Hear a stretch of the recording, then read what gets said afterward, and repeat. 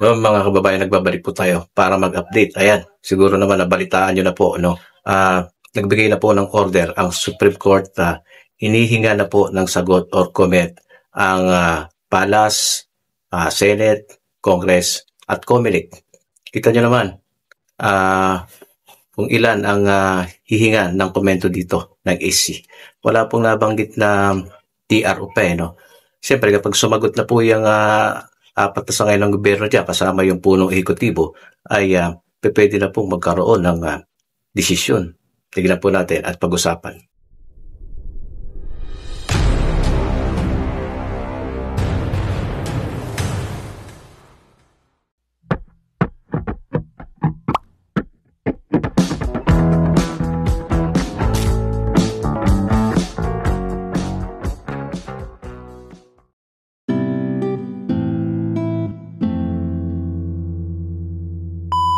Tuloy tayo mga kababayan. Para saan ba yung komento na hinihingi dito ng SC? Ito po yung komento or sagot na hinihingi ng SC ay nagmula po doon sa petisyon ni Atty. Macalintal. Yung bagong nakapanood lang dito sa ating channel. No? Kasi nagpetisyon si Atty. Macalintal dito sa batas na bagong pasa na RA 12232. Ito po yung panukalang batas or Republic Act na ngayon na nagpalawig ng termino at gagawin ang BSKE ay sa November 2, 2026. Ayan na po ang batas ngayon. Yan na po ang nangingibabaw sa ngayon. Yung iba kasi ay nababasa ko sa mga comment section na hindi pa yan ganap. No, hindi pa yan batas. For your info lang po, ito po ay ganap ng batas kasi napirmahan na po ito ng presidente. No, ngayon, dahil yan po ay ganap ng batas, kaya pwede na ipetisyon. Kaya nga nakapagpetisyon na din si Atty. Macalintal dito dahil batas na nga po, Republic Act na. Ngayon, dahil meron po nagpetisyon, ayan, so gumulong na yung proseso, nasa subsequent proceeding na tayo No? Bimigay sila ng paliwanag or comment.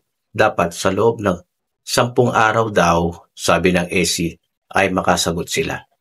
Di lang natin sigurado kung itong kanilang hinihingi komento ay magkakaroon sila ng oral argument o sa papel na lang din. No? Ganon. Di natin sigurado. Iintayin pa natin yung update. No? At sa loob ng 10 araw na kung halimbawa nakasagot na itong palasyo, unahin muna natin yung sa Congress muna tayo. Ayan. Ano kaya pa pwedeng maging komento ng Congress dito? Siyempre, sasabihin lang nila dyan ay may nagpanukala nito, nagbotohan, nag-adjourn, mukhang okay ang batas na ito, kaya isinulong. No? At ito po ay pumasa. Ang version nila ay 4 years, 3 terms. Meron din kasi sariling version ang Senate. Sasabihin din ng Senate dyan kapag sila ay nagkomento. Ang version namin, ipapaliwanag nila kung saan sila nag-umpisa. Yun nga, version nila 6 years. Pero nagtagpo sila sa 4 years, 3 terms. At yun ay pumasa. At nung pumasa na yan, siyempre pinadala na sa presidente. Nasasabihin naman din ng presidente dyan o palas mismo ay yung kanilang dahilan. Yung unang-unang dahilan kung bakit pinirmahan ito ng presidente at bakit sa tingin mo na dapat okay ang batas na ito. Isa dyan, siyempre babanggitin dyan ng palas yung BARM. Kasi na-mention niya na yun sa balita ipapriority ang BARM.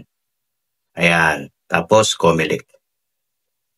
Diba itong palasyo at COMELEC, meron na pong naging pag-uusap yan. Kaya nabanggit ni Presidente na mahihirapan sila kung pagkasunod ang eleksyon, BARM at BSKE. No, na-mention ni Presidente yun. Nasabi niya, mahirapan ang COMELEC. Pwedeng sinabi yun ni COMELEC Chairman Garcia. Kaya nasabi din ni Presidente. So, ayan yung mga pwedeng dahilan lang na yung sa atin lang nalalaman. Meron pa yan silang i-insert dyan ng mga kadahilanan at mga komento. Mahaba yan kasi kung sulat yan, kung halimbawa sulat muna, tapos mag-i-schedule na kailangan nyo pumunta para sa argumento. Ayan. Yung petisyon at yung komento na hiningi, titimbangin na yan Ito yung petisyon, ito yung sagot, yung comment nila ng legislative at executive. At kasama doon ang COMELEC. Nasabi ko kanina na baka sa loob ng 10 days na yan, Kasi yung 10 days ay yun yung limit na dapat sa loob ng 10 araw ay makasagot sila. Ngayon, pag naipasa na yung sagot na yun, siguro, kasi mabilis ang action ng AC ngayon. Sabihin natin 1 buwan, baka magkaroon na sila ng sagot yan. At wala nga nabanggit na TRO. No? Pwede na magkaroon ng sagot. Halimbawa, patapos itong August, di ba? O anong petsa ngayon? August 20. O sa 10 araw, katapusan na. September na. Di ba? So, pwede nga bago matapos, susunod na buwan, bago October, pwede na magkaroon ng resulta ito. Ano ba kayang magiging resulta? Sa tingin ko lang akin lang, opinion ko lang, iba rin yun sa inyo. Kasi pag natimbang na yan at pag napag-aralan na yan, pwede na magkaroon ng sagot na konstitusyon or unconstitution. O pag nangyari yun dyan, alin man sa dalawa na yan, alam na natin kung kailan na talaga gagawin ang BSKE. Alam nyo na yun, pag sinabing unconstitution, balik kasi sa existing law No, kaya lang, dapat mabilis ang desisyon. Kaya lang dapat October or September, kalagitnaan na September bago mag-October, ay meron ng desisyon dyan. Kasi ang filing of candidacy sa October yan mag-uumpisa, di ba? October 1. O, paano ngayon yun? Mabibiting yun. Medyo alanganin yun kapag habang gumugulong itong kaso na ito. So, dapat bago mag-October, madesisyon na. Sabi ko nga sa nakaraan ko mga content ay isa lang ang dapat maliig dyan. Itong bagong batas, RA 12232. Ituturing nilang unconstitutional. Pero dapat, pag sa tingin nilang unconstitutional, dapat mabilis nga. Para tuloy ang yung paghahain ng kandidatura sa October 1. Sa ganun, tuloy yun sa December. Hindi magkakaroon ng adjustment or hindi magkakaroon ng problema. Nuggets po ninyo. So, ayun ang inaasahan natin ngayon, mga kababayan dito. Pwedeng